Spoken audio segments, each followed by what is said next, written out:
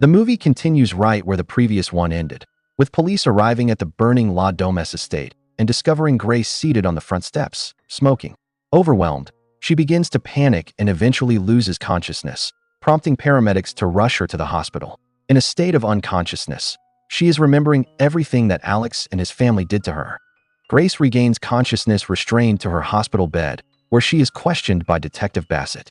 He presses her about the fire, the discovery of Daniel and Becky's bodies in the wreckage, and the blood on her wedding dress that clearly belongs to her.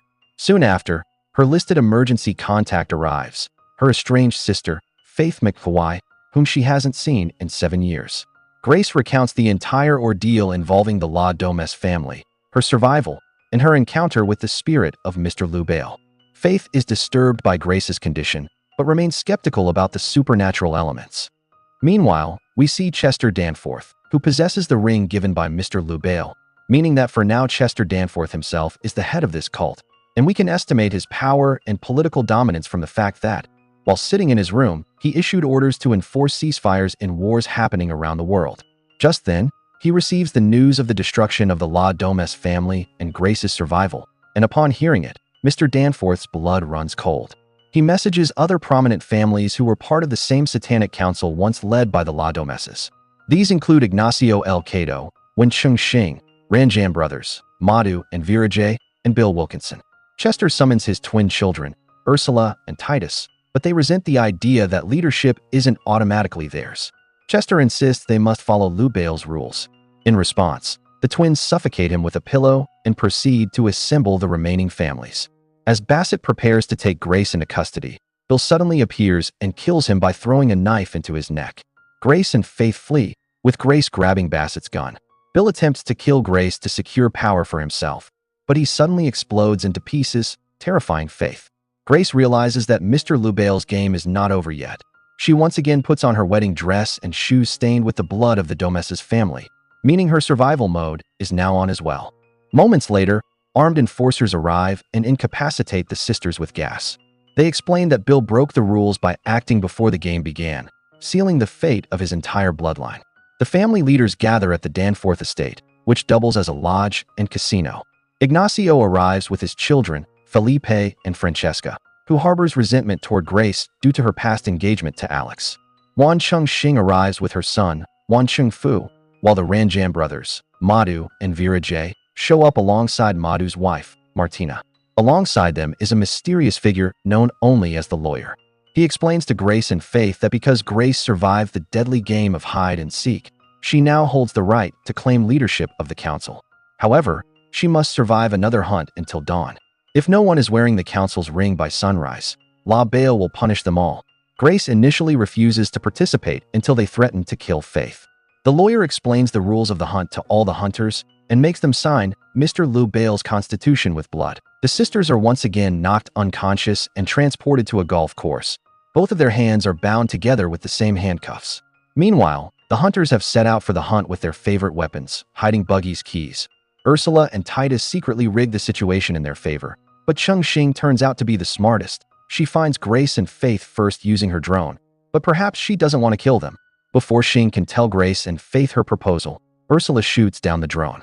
Grace and Faith run towards the jungle, but here they fall into the trap of Titus and Ursula. A fierce clash happens between the four. Grace and Faith barely save their lives, and while escaping they reach the open field again. Meanwhile, Ignacio was lying in wait on the roof of the lodge waiting for them. He attempts to snipe them, but misses. He fires several shots, but not a single one hits the target. Both sisters hide in a storeroom. Here Vera J arrives right behind them. He has a scary mask on his face and a buff head in his hands. Before Vera J finishes both of them right there in the storeroom, both sisters manage to escape his attack. Meanwhile, Ignacio aims again and fires a shot that hits a propane tank kept in the storeroom, and a massive explosion happens. In the blast, Grace and Faith manage to survive, but several pieces of the cylinder got lodged into Grace's hands. Meanwhile, a heavy silence spreads across the surveillance room.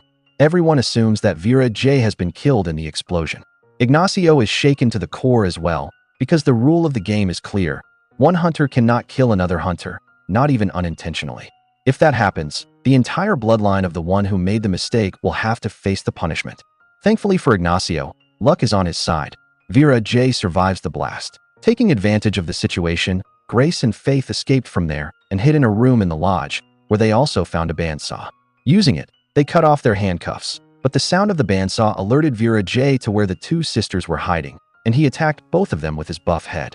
But they overpower Vera J and force him into an industrial washing machine. Grace activates the sanitize cycle, effectively boiling him alive until he dies. Watching this unfold, Madhu panics about being next and relinquishes his leadership role to Martina, who calls him out for his cowardice but signs the contract regardless. Later, inside the casino, Grace and Faith hide while removing debris from Grace's wounds. They begin to reconnect, discussing how Faith felt abandoned when Grace left for New York years earlier.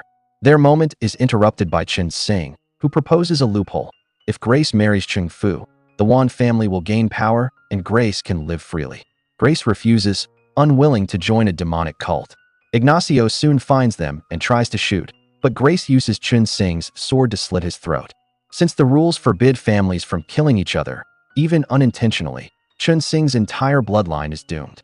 She explodes, followed shortly by Chung Fu back at the lodge. The sisters attempt to call for help, but are intercepted by Ursula and Titus, who direct them toward the front gate as part of a trap. Anticipating deception, the sisters resist. Faith threatens Titus with a sword. A clash broke out again between the two groups. Ursula drove a sharp rod straight through Grace's shoulder. A distraction shifts the situation until Martina suddenly drives toward them. Instead of attacking, she crashes through the gate and escapes, giving Grace and Faith a chance to run. They hid in the lodge again. Here Grace pulled the rod out of her shoulder and treated herself. And in the middle of their conversation, an argument broke out between the two sisters about the old days. The argument escalated so much that Faith got upset and walked away from there. Then Grace is soon ambushed by Francesca, while Titus viciously assaults Faith. Grace and Francesca temporarily blind each other with pepper spray, but Grace manages to knock her unconscious using a keyboard. Ursula stops Titus from killing Faith and uses her as leverage to draw Grace out, revealing their location. Titus announced that if Grace doesn't come to the lobby within the next 10 minutes, he will kill her sister Faith. Armed with a rifle and ammunition, Grace prepares to confront them. Francesca returns for another attack, but Grace shoots and kills her. Following Faith's voice, she tracks down the twins. When they pursue her, she barricades herself until Titus threatens to execute Faith in front of her. In a desperate move, Grace proposes marriage to Titus, offering him the power he seeks in exchange for her life. He accepts. Preparations are made for the wedding, and the sisters are cleaned up. Ursula confides in Grace that Titus is dangerous. Even though they grew up together, she still couldn't trust her brother because he is truly a terrible person. Ursula says that Titus is not worthy of wearing Mr. Lubale's ring.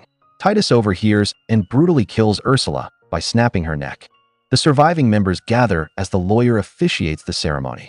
Once the marriage is complete, Titus claims the ring and asserts his dominance, only for Grace to suddenly stab him repeatedly in the neck with a pin.